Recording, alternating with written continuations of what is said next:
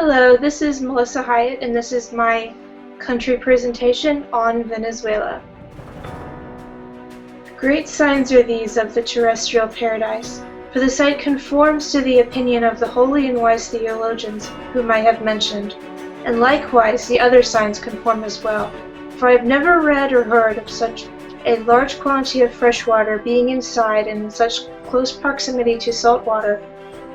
The very mild temperateness also corroborates this, and if the water of which I speak does not proceed from paradise, then it is an even greater marvel, because I do not believe such a large and deep river has ever been known to exist in this world. Christopher Columbus to King Ferdinand and Queen Isabella, 1489. Upon seeing this new land in such close proximity to both oceans and mountains, Columbus believed he had found paradise.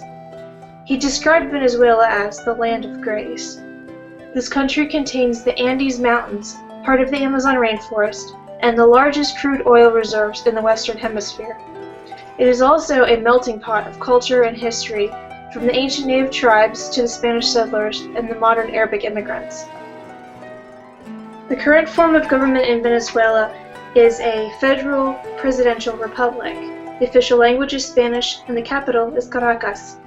Venezuela is ranked number 46 in the world in population size.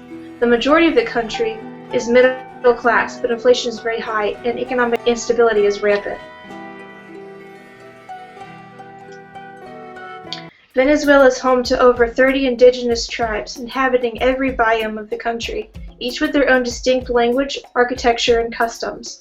The name itself literally means Little Venice, after the Spanish explorer Alonso de Oeja's observation in 1499 of the Wayuu people's stilt houses on Lake Maracaibo, which is connected to the Caribbean Sea by the Gulf of Venezuela. Colonization by the Spanish began shortly after, in 1522, amid fierce resistance by the native peoples. One particularly notable uprising was in 1776. Ironically, the same time the would-be United States was having its own little tea party. The Venezuelan War for Independence began in 1811.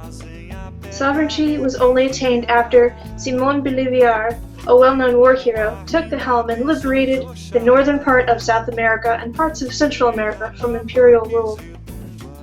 The newly formed territory became known as Gran Colombia, which existed from 1819 to 1831. Amid massive casualties from numerous civil wars and bids for power, Venezuela became an autonomous country in 1845. From the founding of the country to the present, there have been numerous presidents and dictators who, in turns, have wielded power over the vast natural wealth of the country in the form of crude oil. It was known to the natives but discovered in the early 1900s. The 1990s saw the Bolivian Revolution, which led to a reform in the governmental system with the election of the then coup leader Hugo Chavez in 1998 and a rewritten constitution in 1999. Venezuela is a melting pot of many different ethnic, cultural, and religious backgrounds. However, since the Spanish occupation in the 15th century, over half of the population claims to be Mestizo, a blend of European and Native American, and 92% of the total population is Catholic. The official language of Venezuela is Spanish, but English is commonly used as a trade language, since there are many other groups represented, including the indigenous peoples and other European, African, and Arab immigrants. Historically, revolution and changes in government seem to be the norm with this passionate group of people, and social, political, and economic turmoil continue to rock the country to this day. The most pressing matter is an ongoing simmering march of protests.